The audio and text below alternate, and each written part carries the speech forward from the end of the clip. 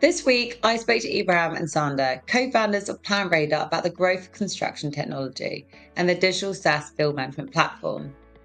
I was so delighted to speak to Ibrahim and Sander on the podcast as they helped me deliver some key insights around the sheer opportunity that solutions like PlanRadar have to play in efficiency, especially at a time where we can see such remarkable growth and change in the industry. My main takeaway from this episode centers around understanding why the construction industry is so under-digitalized, PlanRadar's attempt to tackle this, but also how far they and many other technologies have to go. You should tune into the episode to hear more about the issues that arise from conventional pen and paper usage, PlanRadar's growth plans, and how customer insight really drives innovation in a product. So thanks for listening and enjoy.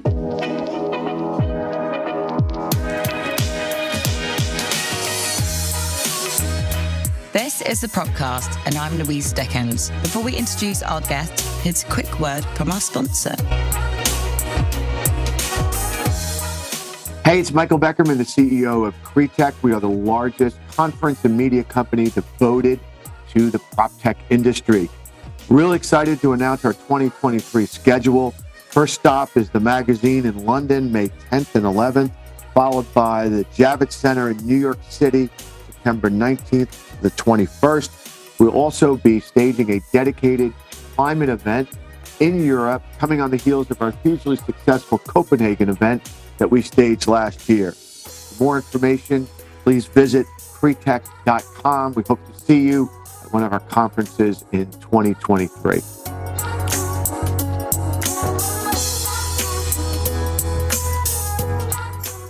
Hi, everyone, and hello to all our wonderful, loyal listeners. The Propcast is back after a very enjoyable business trip I've had to APAC with LMRE. I went out there to see what industry innovations and adoptions have been going on out there. But today we are kicking off our construction technology season of the Propcast with two of PlanRadar's co-founders, Sander and Ibrahim, where we're going to hear why field management software is so desperately needed in the world of construction. So welcome to the show, Sander and Ibrahim. Great to be here.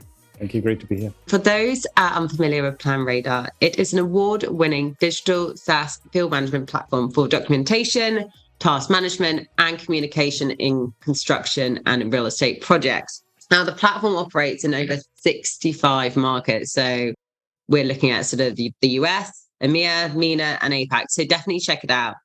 And our guest today will be talking us through why they founded the product and the pain point the product really solves. And they're going to explain why it's growing so rapidly across obviously so many geographies, but also there's something like 120,000 construction professionals using the product. So we're going to be hearing a little bit more about, what are these customers also asking as well? We've just had COP27 and ESG is even higher on the agendas. So they're going to be sharing how this product can help make construction industry more ESG compliant. And we're going to be finishing on, what do they have forecast for that year? So guys, let's start. The audience don't know yet, and we're going to get them to know you throughout this. Who wants to start? I really like to hear a bit more about why did you found PlanRadar? You both previously founded other IT companies as well. So Sander, do you want to sort of introduce the audience a little bit more about you and PlanRadar and how you met obviously Ibrahim? Sure, of course. How and why we founded PlanRadar. Before I dive into this, maybe it's also important to mention that I met Ibrahim even before, because we studied together at university. I was always helping Ibrahim in all of our courses, and then finally he finished earlier than me. I don't know how this happened, but anyway, at the end of the day, after our studies, where we already realized that we can work together pretty well, we decided to found also a company together. And this was back in the days, 2005, I think. And since then we're working together on different companies. So we had some successes, we had some challenges already in the past, and all of this led us to PlanRadar, where we met our other co-founders, Domagoj, who is from the construction industry, and Clemens and Konstantin, who are experts in tech and product. So we saw this big problem. We saw this under-digitized industry where, all the documentation and communication is happening still very pen and paper based, and we decided to get on that mission to digitize all the processes and trying to improve the life of all the people out there on the construction sites and in the real estate projects.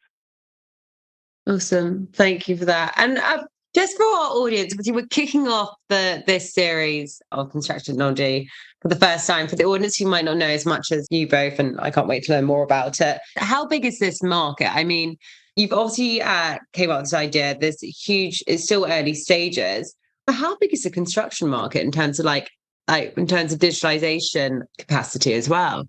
When you take a look at the entire market worldwide, of course, there are different studies, but most people agree that it's around, 10 to 11 trillion of pounds or dollars. So it's really huge, the biggest vertical of all in like each and every country worldwide. And when you think about our part, our category as PropTech or as context, digitizing that industry, it's at the very, very beginning. Just to give you a better feeling, when we started, around 80 to 90% of the companies, they were doing these quality assurance processes, these documentation processes, they were doing pen and paper based. Nowadays, it's still 60 to 70%. So still a far way to go. And in our case, we are like category leader in this field management thing in Europe. And we just have like around or more than 20,000 customers, which is a lot. But when you take in mind that there are around 2.5 million potential customers just in Europe, then it's nothing. So just at the very beginning. That really is a value bomb. You can see obviously the sheer sort of room of sort of growth and adoption, and it's only just the beginning. Now, obviously, Ibrahim, bringing you sort of in as well, you are obviously both from Vienna originally. You're now based in Dubai. Am I correct? Are you in Saudi Arabia? Dubai? In Dubai, yes, UAE. When did you sort of start the growth about within sort of MENA as well? And what was the sort of idea behind that? Mm-hmm. So actually, when we select regions that we want to grow into, we usually analyze our existing client base and see where we already have usage, because PlanRadar is so easy to use that most of the clients we haven't met in person, because they just go online, they find us online, they start using it through the 30 days free trial, and then swipe the credit card and become clients. So we analyze based on that data which regions makes most sense, and also of course we align this with our board, where strategically the markets could be interesting for us. And we have seen already big appetite, a huge appetite from the MENA and APAC region, especially the GCC, where we had already clients before we started here with people on the ground in Qatar, in Bahrain, in Saudi Arabia, in UAE. And this is why we decided to go to that region with a stronger commitment, having our own entity here, having our people on the ground. Because still, of course, we are talking about an industry that is kind of under-digitized. So people like to go to trade shows. People like to have us being with them on site, doing, their first trial, doing their pilots. For that reason, of course, people on the ground are very beneficial to, penetrate the market.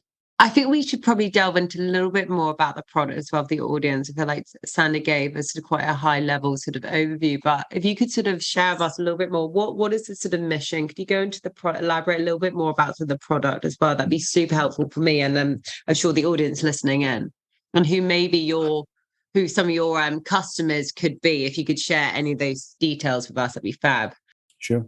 So we grew actually maybe from one of the core use cases, which is still snagging, into other use cases and other verticals very quickly by listening to the feedback of our clients. Just to give you one example, like today, a site manager, for example, when doing a site inspection, could upload that floor plans that he or she would be using on that inspection digitally online in the back office. Then it's automatically syncs on the mobile devices that he or she would be using on site to do that inspection. And instead of having a lot of pen and paper work, drawing and blueprints and all of that together, and a lot of misunderstandings and building based on wrong plan versions, we have seen that all together, throughout the last years, like how many misunderstandings can happen, which you could have never imagined in other industries like automotive or others.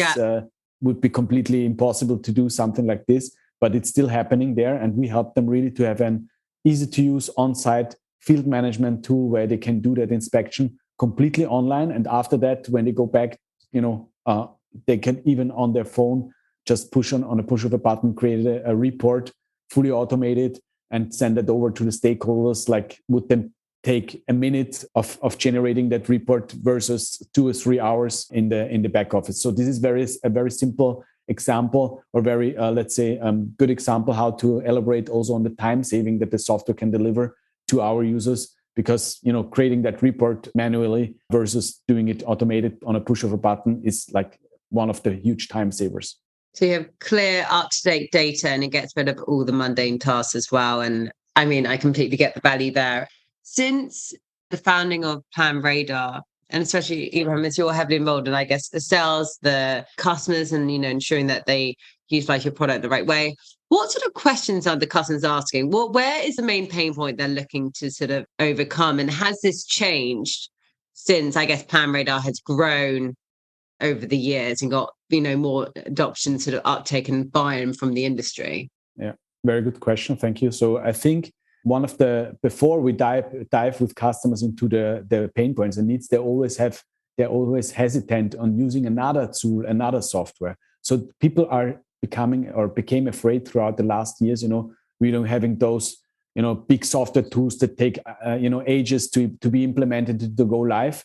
So while PlanRadar is really a tool that everybody can now download from the App Store or the Play Store and just instantly using it and adding value to its operations. So easy. And that's the key actually. And once you really give that feeling to the client within a demo, for example, that it's so easy to use, people are actually coming up with a lot of questions how they could use it, like really on their next audit trail or on their next inspection. And this is when it really, the excitement kicks over, to the client. Yeah, there are a lot of questions. I think it's maybe doesn't fit into the time frame of our podcast now to really elaborate on every industry and vertical, because there are very specific examples. But what a PlanRadar has figured out throughout the last years is really to make that customization level that every organization requires to really meet their own processes. We push that on a user level. So everybody can really I would say even a drag and drop basis, customize their own reports, their own fields according to his or her own needs. And that is really also part of the secret sauce of the heavy growth that we experienced the last years, looking at, completely different verticals, from facility management over to fire inspection to, even ships are today built with PlanRadar. Because at the end, also it's a construction project. You also need some plumbing, you need some, dry works or whatever, in that project. So it's basically the same need and the same pain point that we are solving. Yeah, so much of a tailored solution. Well, I guess those potential clients sort of listening in, feel free to obviously reach out to our guests as well. It sounds like they can provide a much sort of tailored solution depending what your sort of pain point is. Sander, we've met at sort of MIPIM. I know you're sort of globe trotting as well. You've been heavily involved in obviously the growth strategy. You've been growing out in sort of North America as well. Were there any sort of key differences or trends you've seen across the different geographies PlanRadar has grown over the years? Yes, of course, there are differences. I would say like what all have in common is like that there's a long way to go in terms of digitization. But when you think about the different regions, maybe the US, it's a little bit ahead of the rest of the world. To put it in numbers, I would say like in our case that maybe then 50% of the companies are still working pen and paper. So still a long way to go. But what I recognize as a difference is like sometimes the motivation, to bring a tool or to digitize. So like, let's say in Europe, mainly the driver is like cost efficiency. Like we want to be more efficient. When you think about other regions, like let's take the UAE or GCC, for them, like cost efficiency at the moment, it's not on the number one of the priorities. For them, it's like speed. We want to be faster. When you talk to like developers in the Emirates, they don't have the same problems like in other regions in terms of like resources or energy costs or stuff like that. They say like, okay, we want to be fast and we want to have a high quality. That's important. Costs are not important to us. So you see like differences in all the regions. Sometimes they're also in a different cycle of the economy, where you see like more pressure. Let's say maybe right now the pressure in the US on the different stakeholders in our industry, it's higher than in other regions.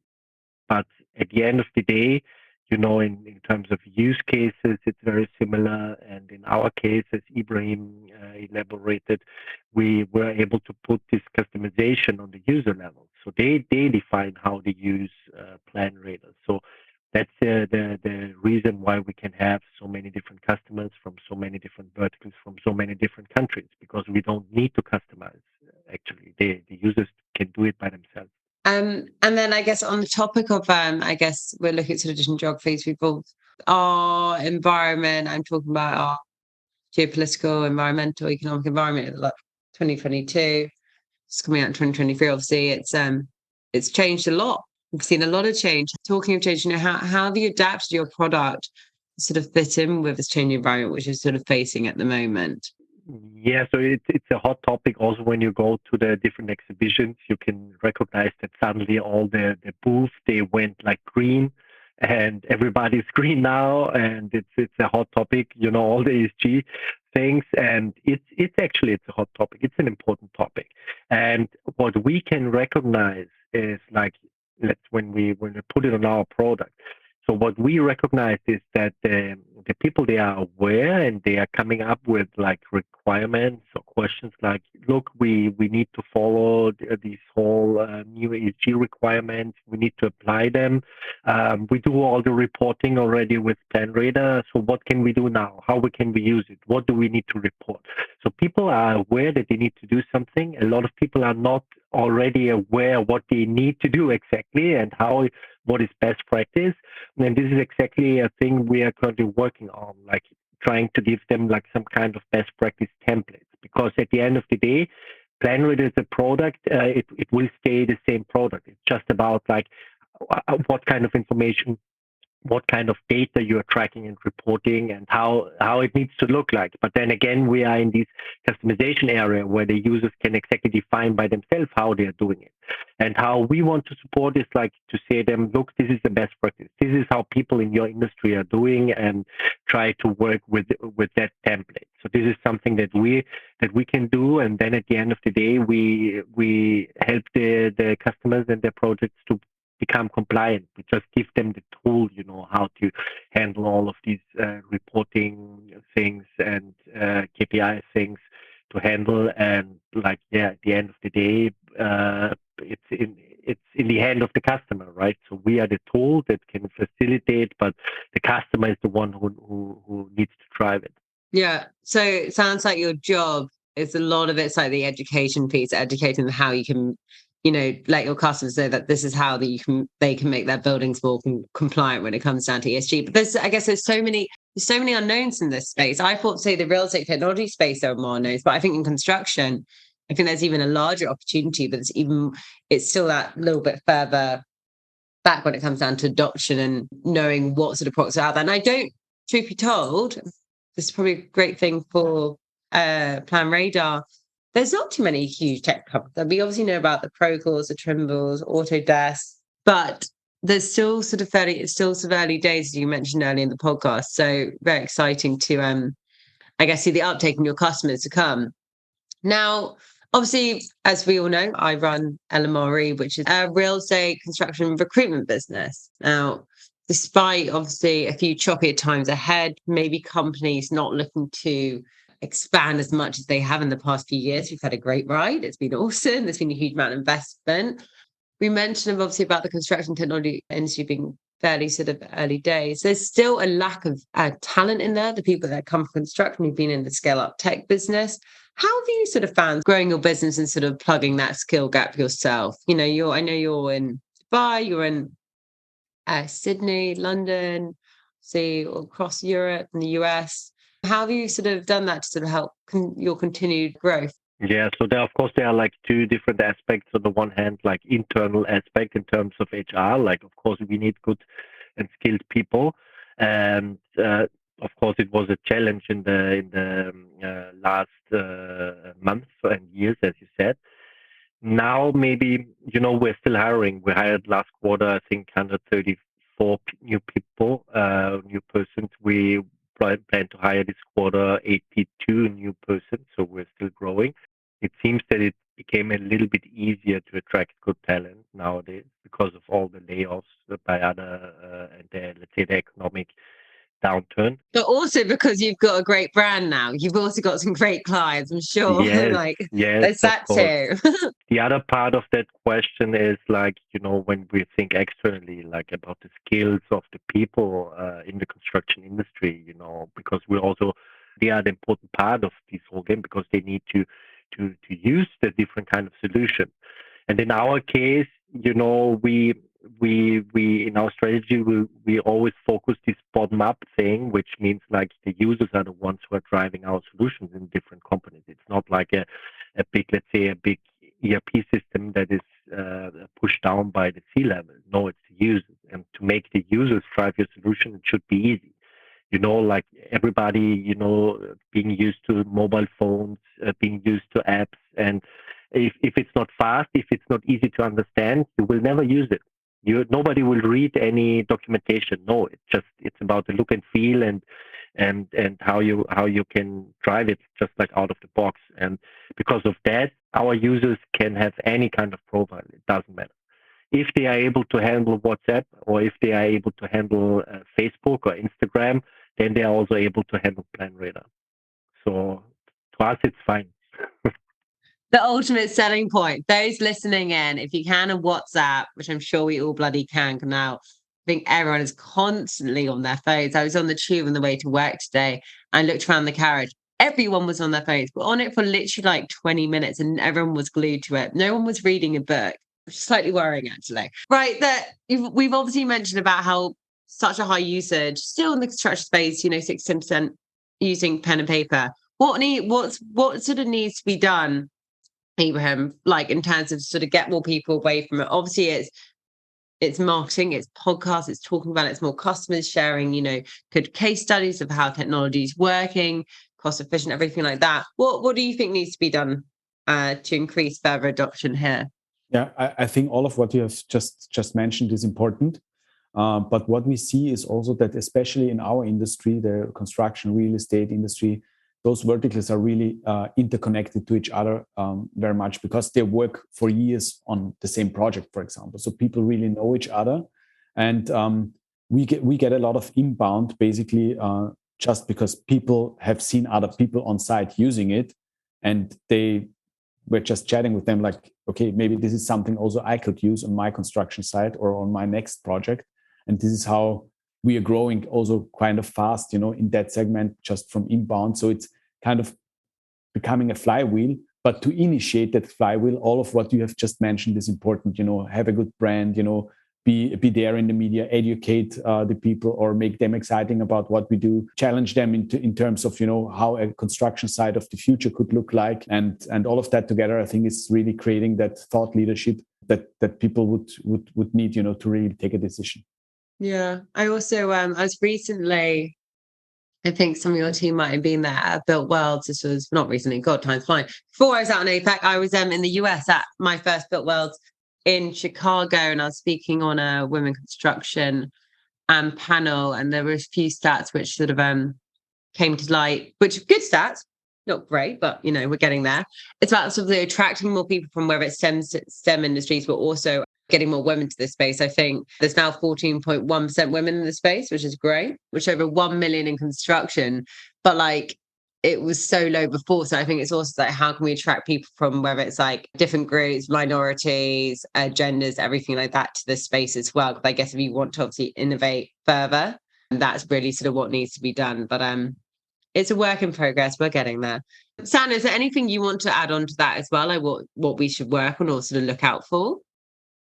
As you mentioned, it's getting all these, diversity aspects into your mind and bringing, exactly as you said, because we, as an example, we are in construction and we are in IT, in software business. And normally in IT, it's somehow comparable. You also normally not got that much of diversity. But at the end of the day, I think it's It's not too hard to get it, because if we look at our own team, we have like mainly also driven by the fact that we are active in so many different countries, but we have like more than 25 different, nationalities or backgrounds in our team. We have like in average 37% of our team is female. If I take a look into certain regions, it's even 47%. So we are nearly there, how it should be, like 50-50 at the end of the day. And we just had like today, before this call, we had our newcomers meet the CEO call, and you had like so many different people on that call it's the new hires of last month, different regions, different background, different nationality, different language. So it's like so diverse. This is, I would say, like, it's nothing where let's say we don't have any special initiatives in place to make it that way.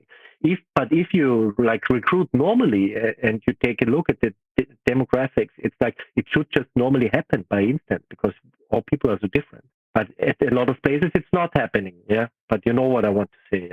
Yeah.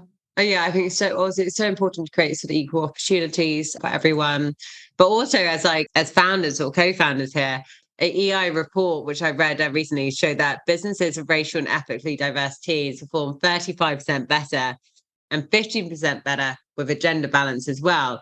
So in terms of the long-term economic reasons, it's obviously there. And especially when you have a happy team, they'll work harder. And then also they'll stay longer. Retention, like you mentioned about, obviously, lots of redundancies, unfortunately, happening at the moment.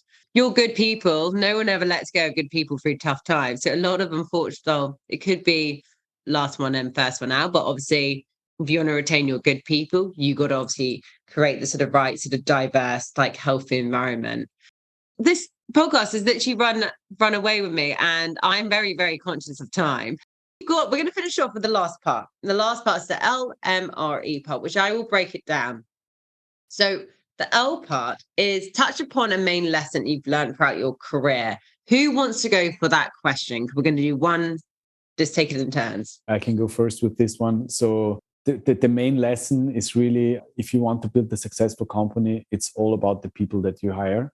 A good team can deliver good results, simple as that. And it was always about the people at PlanRadar and about the skills of that people and the results they can deliver.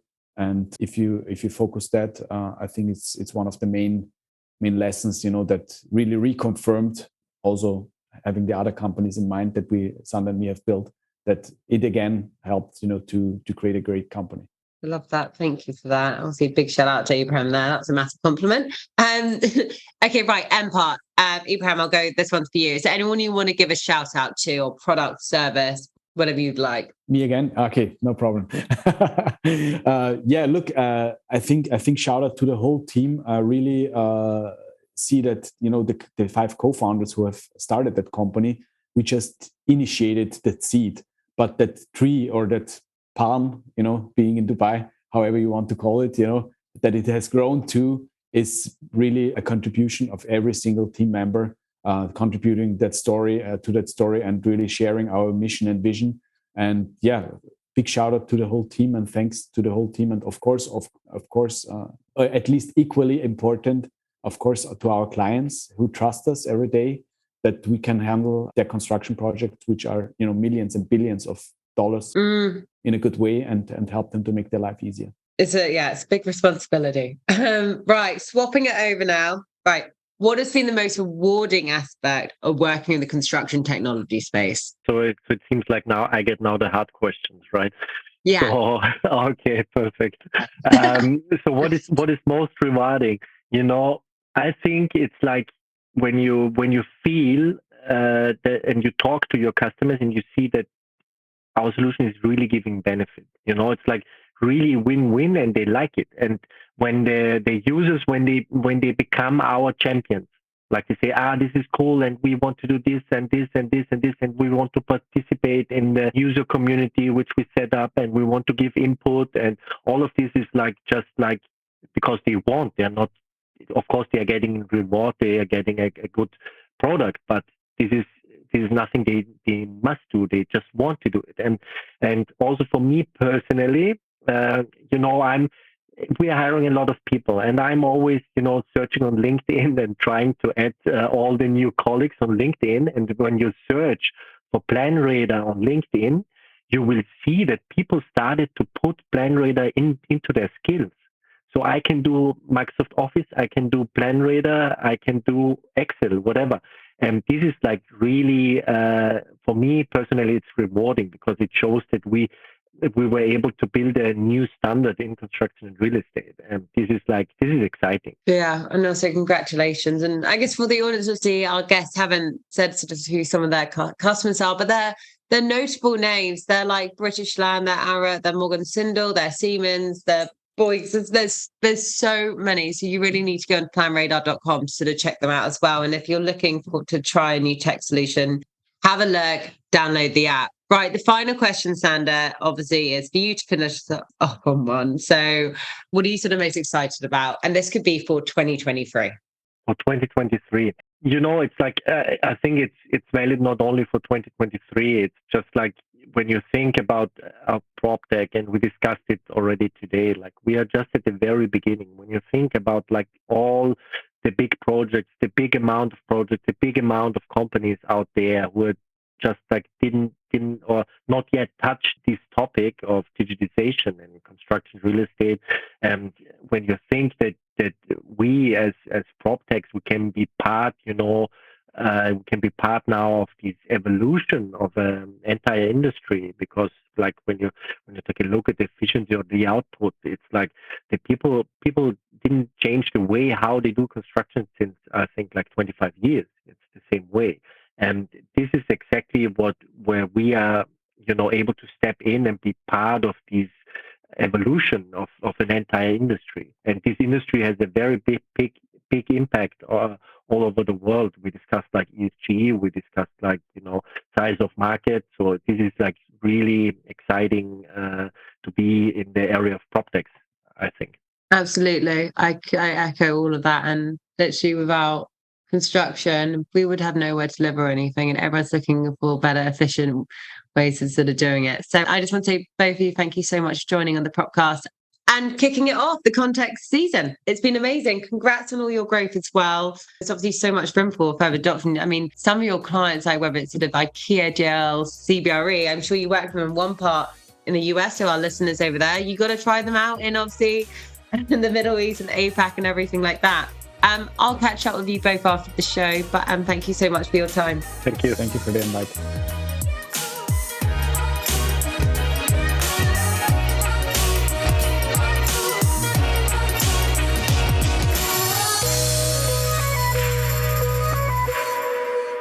Making a high-quality podcast like this one takes a lot of work. That's a fact. But not when you hire a podcast company. With our white glove experience, we handle everything for you. From guest outreach all the way through to publishing and promotion, we handle it all. You show up to hold great interviews and build relationships with your guests, and we take care of everything else. Podcasting is not just about the audience. Every podcast interview is the start of a new relationship. With a weekly podcast, you'd build relationships with 52 ideal partners or prospects through your podcast interviews over the next 12 months. Do you believe that 52 new relationships would help grow your business? We do. Contact Jason at apodcastcompany.com and let's talk.